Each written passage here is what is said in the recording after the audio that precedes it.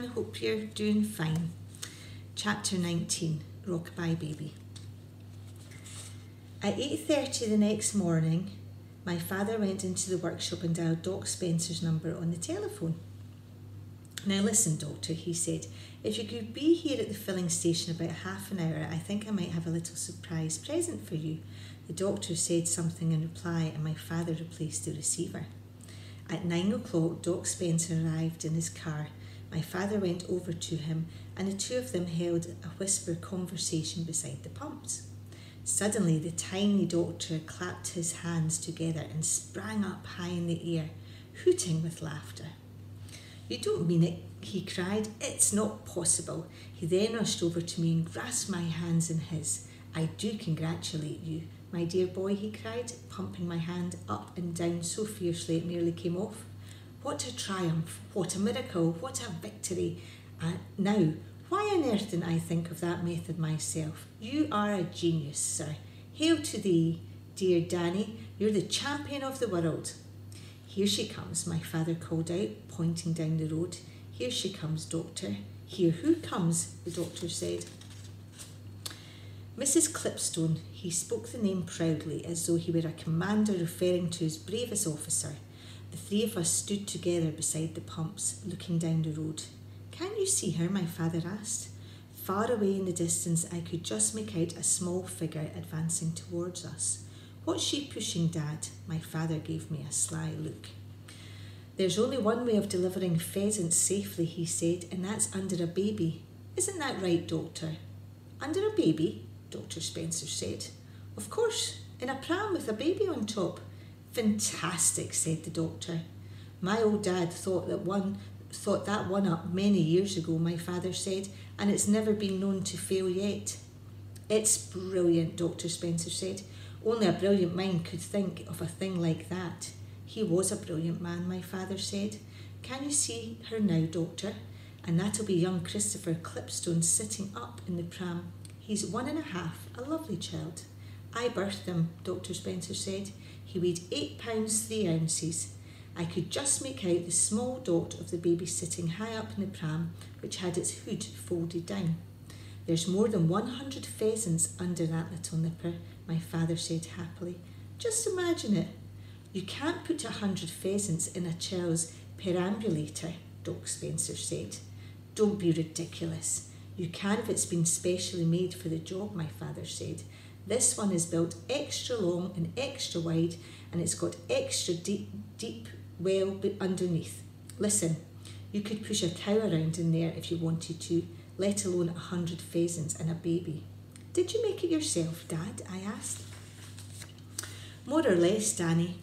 You remember when I walked you to school and then went off to buy the raisins? The day before yesterday, I said. Yes, and after that I went straight to the vicarage and converted their pram into the special extra large poacher's model. It's a beauty, really it is. You wait till you see it, and Mrs Clipstone says it pushes even easier than her ordinary one. She did a practice circuit with it in her backyard as soon as I'd finished it. Fantastic, the doctor said again. Absolutely fantastic. Normally, my father went on, an ordinary bog pram is all you ever needed, but then no one's ever had over 100 pheasants to deliver before now. Where does the baby sit? The doctor asked.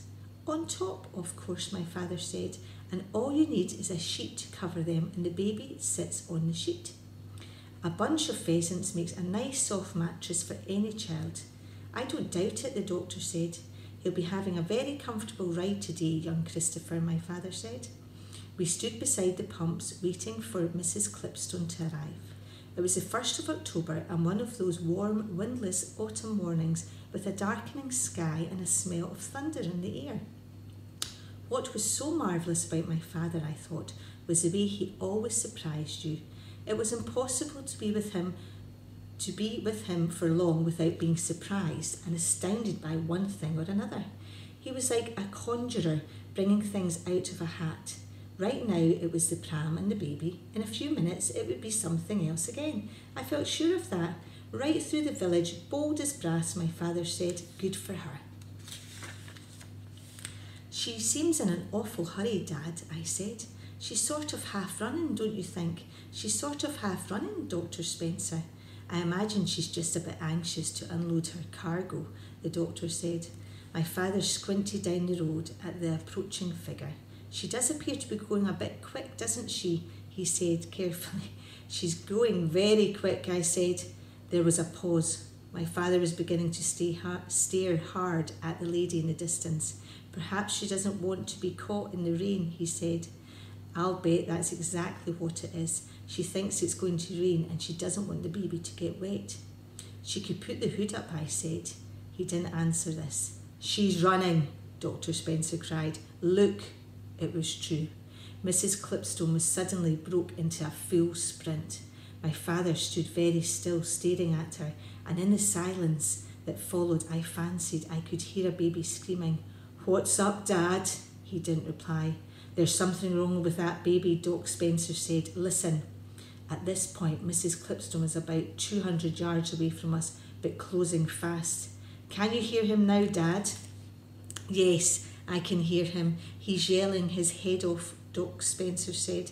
The small, shrill voice in the distance was growing louder every second, frantic, piercing, non-stop. He's having a fit, my father said. It's a good thing we've got a doctor handy. Doc Spencer didn't say anything. That's why she's running, Doctor, my father said. He's having a fit and she wants to get him in here quick and put him under a cold tap. Some noise, I said. If it isn't a fit, my father said, you can bet your life it's something like it. I doubt it's a fit, the doctor said. My father shifted his feet uneasily on the gravel of the driveway. There's 1,001 different things keep happening every day to little babies like that, he said. That's right, isn't it, Doctor? Of course, Dr. Spencer said. Every day. I knew a baby once who caught his fingers in the spokes of a pram wheel, my father said. It cut them clean off. The doctor smiled. Whatever it is, my father said, I wish to heavens she'd stop running. It'll give the game away.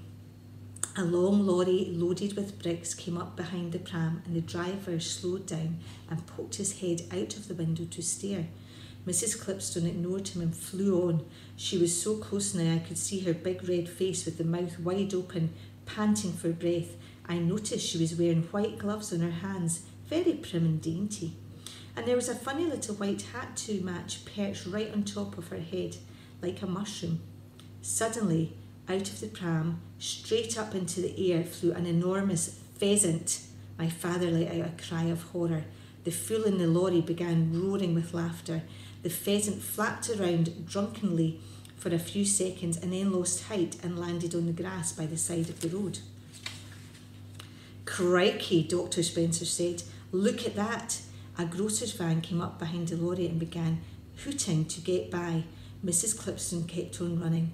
Then, whoosh, a second pheasant flew out of the pram. Then a third and a fourth. Great Scott, Dr. Spencer said. I know what's happened. It's the sleeping pills. They're wearing off. My father didn't say a word. Mrs. Clovenstone covered the last 50 yards at a tremendous pace. She came swinging into the filling station with birds flying out of the pram in all directions. What on earth is happening? She shrieked. She pulled up sharp against the first pump and seized the screaming infant in her arms and dragged him clear. With the weight of the child suddenly lifted away, a great cloud of pheasants rose out of the gigantic pram. There must have been well over 100 of them, and the whole sky above was filled with huge brown birds clapping their wings. A sleeping pill doesn't last forever, Doc Spencer said, shaking his head sadly. It always wears off by the next morning. The pheasants were too dopey to fly far, and a few seconds down they came again and settled themselves like a swarm of locusts all over the filling station. The place was covered with them. They sat wing to wing along the roof of the workshop, and about a dozen were clinging to the sill of the office window. Some had flown down onto the rack that held the bottles of lubricating oil, and others were sliding about on the bonnet of Doc Spencer's car. One cockbird with a fine tail was perched superbly on top of a petrol pump, and quite a number those that were too drunk to do anything else simply squatted in the driveway at our feet, fluffing their feathers and blinking their small eyes. My father stayed remarkably calm, but not poor Mrs Clipstone. That nearly pecked him to pieces. She was crying, clasping the screaming baby to her bosom. "Take him into the caravan, Mrs Clipstone," my father said. "All these birds are making him nervous. And Danny, push that pram into the workshop, quick." Mrs Clipstone disappeared into our caravan with the baby. I pushed the pram into the workshop. Across the road, a line of cars had already started forming behind the brick lorry and the grocery van. People were opening their doors and getting out and beginning to cross over to stare at the pheasants. "Watch out, Dad," I said. "Look who's here."